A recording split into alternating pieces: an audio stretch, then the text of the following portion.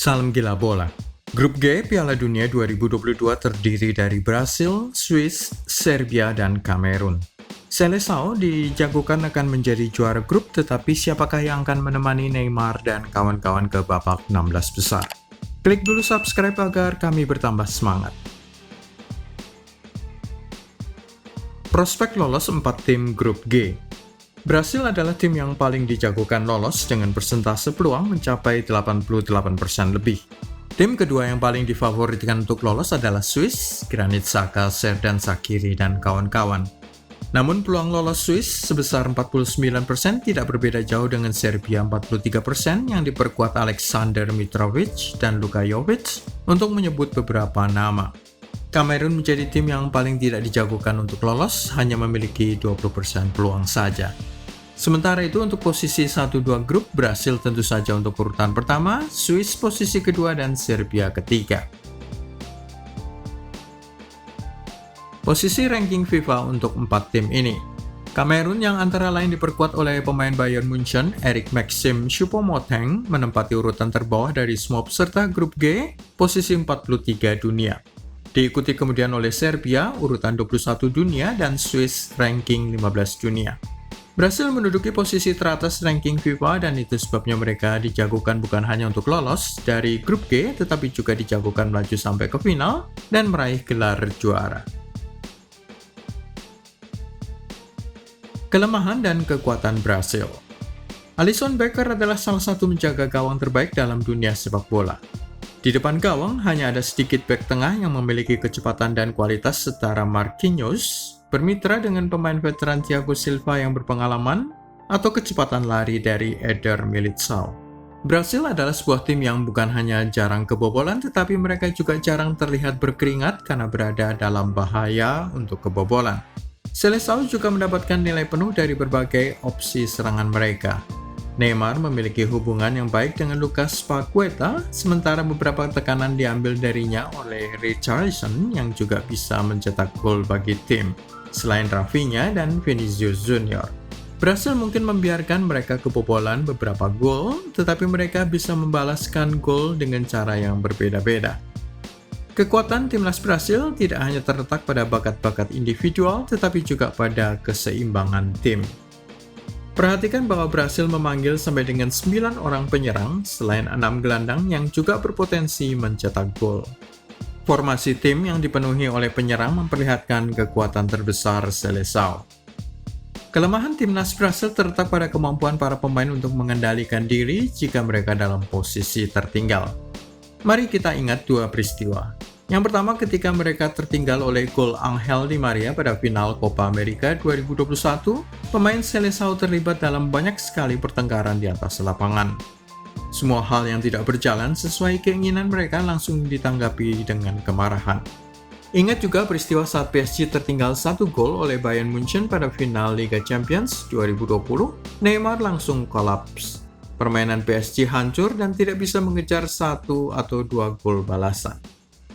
Lawan-lawan Brasil di penyisian grup akan secara cerdik memanfaatkan masalah psikologis ini. Swiss misalnya punya Granit Xhaka, seorang spesialis dalam hal memprovokasi lawan, berusaha memanfaatkan kelemahan emosional para pemain Brasil guna memancing kartu merah. Cara Brasil melaju saat kualifikasi.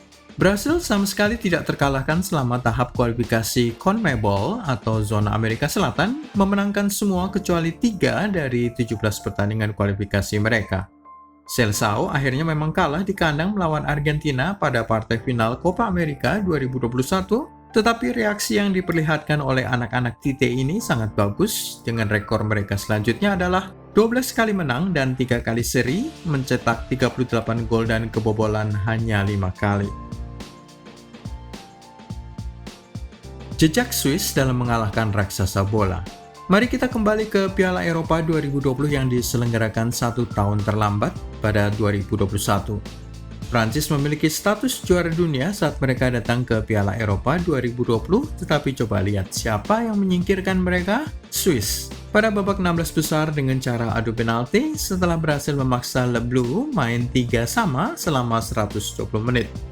Selama babak-babak reguler, Swiss bahkan unggul lebih dulu melalui Haris Seferovic, sebelum Prancis membalaskan melalui 2 gol Karim Benzema dan 1 gol Paul Pogba. Namun hanya dalam waktu 9 menit terakhir babak normal, Seferovic menambahkan 1 gol lagi, selain Mario Gavranovic pada menit terakhir pertandingan. Skor 3-3, extra time tidak ada gol tambahan dan sebagai akibatnya adu penalti. Itu adalah momen ketika semua pemain Swiss berhasil menyerangkan semua gol mereka, namun Kylian Mbappe menjadi eksekutor yang gagal dari pihak timnas Le Bleu.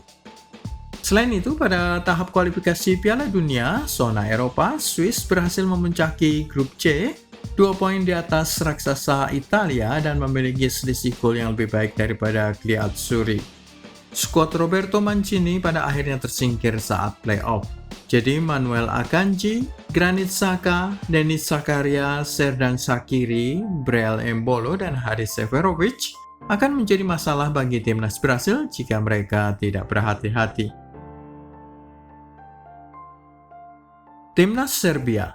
Negara ini gagal bermain di Piala Eropa 2020, namun mereka tampil kuat saat kualifikasi zona Eropa untuk Piala Dunia Qatar. Tidak terkalahkan selama laga-laga kualifikasi, 6 kemenangan dan 2 hasil imbang menduduki urutan pertama grup A, finish 3 poin di atas Portugal dan lolos langsung ke Piala Dunia. Dragan Stajkovic selaku pelatih timnas Serbia berhasil memadukan 2 penyerang mematikan, Aleksandar Mitrovic dan Dusan Vlahovic di depan, selain memasang Dusan Tadic di belakang mereka, serta 2 bek sayap menyerang yang cepat dalam diri Andrija Zivkovic dan Filip Kostic. Selain umpan-umpan dari playmaker Serhej Milinkovic-Savic. Serbia melanjutkan performa top mereka dengan menguasai puncak grup B untuk promosi ke Liga A UEFA Nations League mulai musim berikutnya. Namun apa yang mengkhawatirkan adalah Serbia tidak pernah berhasil menjaga gawangnya tetap bersih. Para pemain bintang seperti Dusan Tadic dan Aleksandar Mitrovic serta Luka Jovic harus diimbangi dengan perbaikan pada lini belakang tim.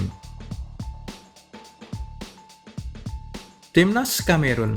Pemain paling penting dari skuad Kamerun, Eric Maxim Choupo-Moting, terhalang posisi Vincent Aboubakar yang lebih senior dan harus mengalah pada legenda Kamerun tersebut yang bermain bersama Karl Toko Ekambi sebagai duet penyerang di depan. Hal ini menghalangi Kamerun mencapai performa terbaiknya. Jadwal Grup G. Swiss versus Kamerun, Kamis 24 November pukul 17.00 WIB. Brasil versus Serbia, Jumat 25 November pukul 2 dini hari. Kamerun versus Serbia, Senin 28 November pukul 17.00 WIB.